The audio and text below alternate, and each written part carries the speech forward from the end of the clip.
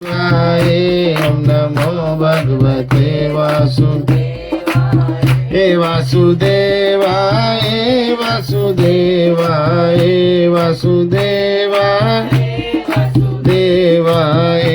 ओम नमो भगवते वासुदेवाय। ओम नमो भगवते वासुदेवाय।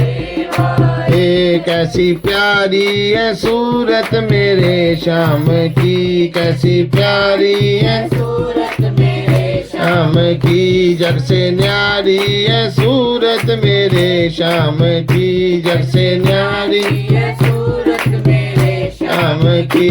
ओम नमो भगवते वासुदेवाय। ओम नमो भगवते वासुदेवाय।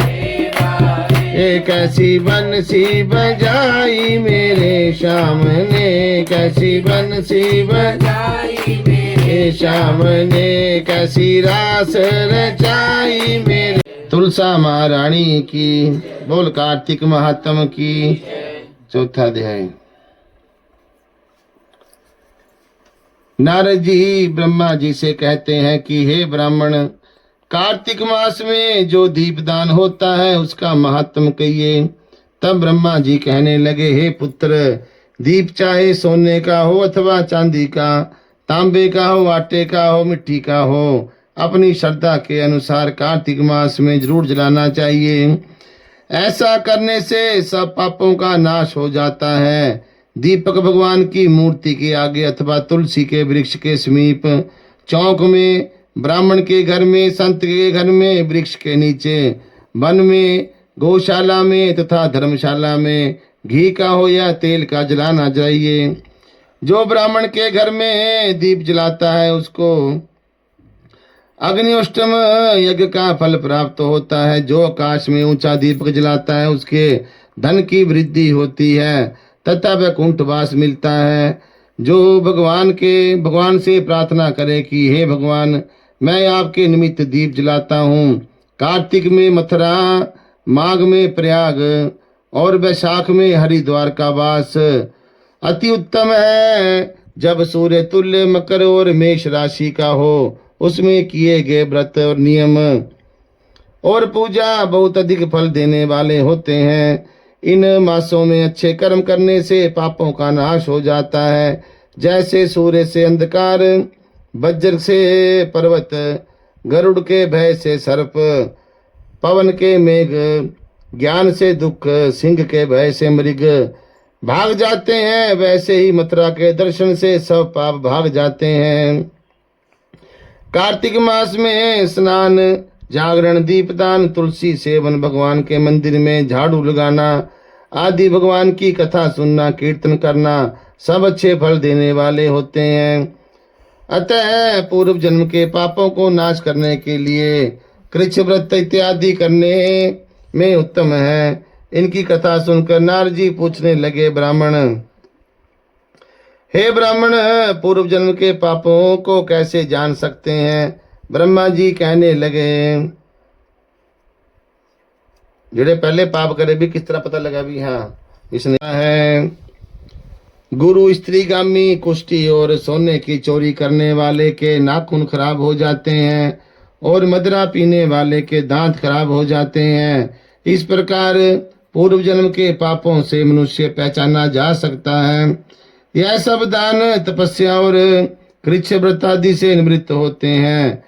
अब कृच्छ व्रत कहते हैं एक समय भोजन करने से, पाद कृच्छ 3 दिन सायकाल, 3 दिन प्रातः काल भोजन करने से अतिकृच्छ, तथा सायकाल में 22 ग्रास और प्रातः काल में 26 ग्रास अथवा 24 ग्रास खाने से भी अतिकृच्छ व्रत कहलाता है। 3 दिन प्रति रोज खाएं और 3 दिन उपवास करें, यह भी अतिकृच्छ व्रत कहलाता है। सायकाल में 1 ग्रास और प्रातः काल में 1 ग्रास और 2 दिन में बिना मांगा हुआ अथवा 2 दिन तक उपवास कृच्छ व्रत कहलाता है। 21 दिन तक केवल दूध या पानी पीता रहे, यह कृच्छ व्रत कहलाता है। 12 दिन तक उपवास करना पुराक व्रत कहलाता है। 4 दिन तक कुछ नहीं खाना, फिर सत्तू खाना या छाछ पीना। इसके पश्चात कपड़ा तथा दक्षिणा ब्राह्मणों को देकर सौम्य कृच्छ व्रत कहलाता है। इसी प्रकार 12 दिन तक द्वादश कृच्छ कहलाता है। तुला पुरुष का दान करना और गौ का धृत गोबर दूध दही तथा कुशा का जल पीना, दूसरे दिन उपवास करना, यह कृच्छ व्रत कृच्छ संतापन व्रत कहलाता है। 3 दिन तक गौमूत्र, 3 दिन तक गोबर, फिर 3 दिन तक दही, फिर 3 दिन तक दूध, फिर 3 दिन तक घी खाएं, यह संतापन व्रत कहलाता है, जो पापों को नाश करने वाला होता है। इसी प्रकार गुलर, कमल, बेल, इसके पत्ते या कुशा का जल प्रतिदिन पीने से उन कृच्छ व्रत कहलाता है। और 3 दिन तक उपवास करके पहले लिखी हुई वस्तुओं को पिए तो पूर्ण कृच्छ व्रत कहलाता है।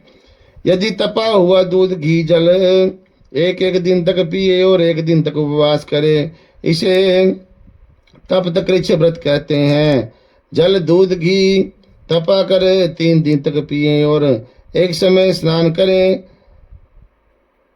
करें तो यह भी तप्त कृच्छ व्रत कहलाता है। इसका प्रमाण पानी 8 तोला, दूध 12 तोला, घी 4 तोला तथा कार्तिक शुक्ला चतुर्दशी को भगवान का पूजन करना चाहिए। उपवास करके उस रात्रि को जल में स्थिर रहे, यह पेट जल कृच्छ व्रत कहलाता है, जिसके करने से वैकुंठ की प्राप्ति होती है। कार्तिक सुदी सप्तमी को घी पिलाए, फिर काशी को उपवास करे, पैतामा कृच्छ व्रत कहलाता है। इस प्रकार पैतामा कृच्छ व्रत करके दिन में भगवान कृष्ण का पूजन करे तो यह 3 लोक में पवित्र होकर वैकुंठ को प्राप्त हो जाता है। कार्तिक सुदी छठ से 3 दिन तक केवल दूध पिए, फिर नवमी के दिन उपवास करे, यह महेंद्र कृच्छ व्रत कहलाता है। दुर्लभ वैकुंठ का वास होता है। 3 दिन तक अन्न खाए, फिर 3 दिन तक उपवास करे, यह भी पंचक व्रत कहलाता है। तथा इसको वैष्णव कृच्छ व्रत भी कहते हैं। जो मनुष्य एकम को पंचमी के तथा केवल दही खाए, फिर काशी तथा द्वादशी को भगवान का पूजन करे, यह यासक कृच्छ व्रत कहलाता है। इसके श्वेत दीप का वास मिलता है, जो शुक्ल पक्ष की एकम से प्रतिदिन 1 ग्रास बढ़ता और कृष्ण पक्ष में 1 ग्रास कम करता है, तथा मावस को कुछ नहीं खाता, यह चंद्रायण व्रत कहलाता है। 1 ग्रास 2 तोले या अच्छी तरह से मुंह में आ जाए, इतना होता है कृष्ण पक्ष की आदि। और 14 को पंचग्रास भोजन करके किसी प्रकार एक पक्ष में 240 ग्राम पूरे करता है, यह चंद्रायण व्रत कहलाता है। जो गो के चरण चारों स्तनों का दूध पीता है, फिर 7 दिन 2 स्तनों का दूध पीता है, फिर 6 दिन 1 स्तन का दूध पीता है, और फिर 3 दिन तक केवल वायु भक्षण कर सोमपान नाम वाला व्रत सब पापों को नाश करने वाला होता है। गेहूं तथा चावल की कांची, दही, घी, दूध, पानी और पंचगव्य, यह सब चीजों को नियम पूर्वक कार्तिक मास में खाने से सत्वनाशक कृच्छ व्रत कहलाता है। इसको करने वाला मनुष्य विष्णु लोक को प्राप्त हो जाता है। बेल, पलाश, गुलर का काढ़ा और गर्म दूध पीकर काशी व्रत करने वाला द्वादशी को प्रायण करे तो वैकुंठवासी होता है। जो आदमी कार्तिक सुदी सप्तमी, अष्टमी, नवमी और दशमी को जल कमल को खाए, फिर काशी को उपवास करे तो इसे लक्ष्मी व्रत कहते हैं। मनुष्य लक्ष्मी का पात्र होता है। इसको करने वाला भगवान के वैकुंठ लोक को प्राप्त होता है। प्रातः काल में 4 और सायंकाल में इसको खाने से शिशु चंद्रायण व्रत कहलाता है। कार्तिक सुदी 14 को विधि पूर्वक ब्रह्मकुच व्रत तथा गौरी का पूजन करना चाहिए। इसकी विधि कहते हैं गौमूत्र, गोबर, गोघृत और कुशा का जल लेकर यह सब मिलाकर पंचगव्य अथवा ब्रह्मकुच होता है, तथा लाल रंग की गौ का मूत्र, श्वेत गौ का दूध, नीली गौ का दही, काली गौ का घी, यह ना मिले तो दूसरी तरह का पंचगव्य हो सकता है। इसका प्रमाण यह है कि गोमूत्र 8 मासे, गोबर 19 मासे, दूध 12 मासे, दही 12 मासे, घी 8 मासे, कुशा का जल 4 मासे, गोमूत्र गायत्री मंत्र पढ़कर लेना चाहिए। गंध द्वारा यह मंत्र पढ़कर गोबर, पाए पंचगव्य पढ़कर दूध, दही, कर्णों को मंत्र पढ़कर दही, तेजोमसी मंत्र पढ़कर घी, देवस्ती मंत्र पढ़कर कुशा का जल लेना चाहिए। इसको कुशा के पात्र में रखकर विधिवत हवन करना और वेद के इन मंत्रों से आहुति देकर हवन करना चाहिए। इरावती इंद्र विष्णु चक्र में, शर्वती मनस्तोक शतवती, इन मंत्रों से आहुति देकर बचा हुआ घी पिए। घी पलाश के पत्थर, स्वर्ण पात्र या चांदी के पात्र में पीना चाहिए। एक दिन तथा रात्रि उपवास करें तथा साथ ही भगवान का स्मरण करें। यदि स्त्री व्रत को करे तो अपने पति की आयु कामना के अर्थ भगवान के प्रार्थना करे कि दिन भर भोजन नहीं करना चाहिए। आंवला या तुलसी का पूजन करना चाहिए। व्रत समाप्ति के निमित्त ब्राह्मण को गोदान करना चाहिए। इस प्रकार इन कृच्छ व्रत के करने वाले भगवान को अति प्रिय होते हैं और वे परम पद को प्राप्त हो जाते हैं। बोल बांके बिहारी। ऐसा क्या मैया तप किया था, ऐसा सालगरा जी बनी पटरा, बड़ी महारानी, नमो नमो तुलसा महा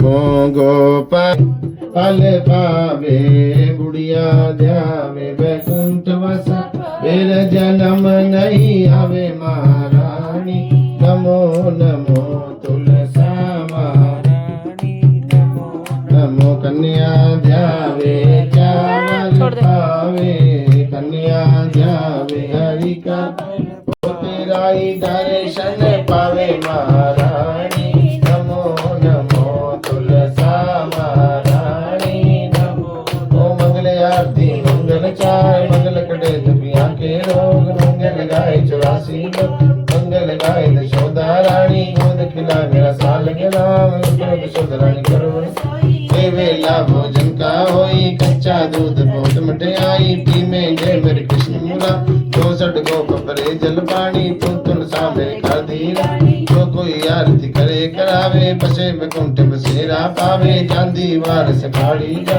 ज्ञान सुने पुर चातर जावे, आंदन दी जो चावल दी, गुरु अपने की सेवा की जो, चंद्र सूरज को पानी दी, आए गए को पानी दी जो, फुले चुके नो पानी, भगवंत सूरज मिले चकवा मिले चकवी, गौ का दान न छोड़ियो, तेरी भागवत पर करूंगी सेवा, किया कदम दीजिए, किया कदम मेरा सफल होएगा, पूजूंगी चरण तुम्हारे, जाऊं मेरे सावरे ठाकुर राम राम तेराइयो, मैं हर जी का लिपा मंदिर पंच पदार्थ मेरे अंदर, मैं हर जी की करार सोई, भूखी नंगी कदे न होई, पुट्ठे सीधे ताल बजाऊं, मैं वैकुंठी वासा पामा, तत्ते दूंगे मेरी बला, मैं वर पाऊं श्री कृष्ण मुरार को, मैं खिड़की में तेरी बिड़कियां पूजा तेरे पैर, रंग तेरी माया सुन खिला काया, हरि दर्शन पाया प्रभु दर्शन पाया, मध्य बिंदी लाई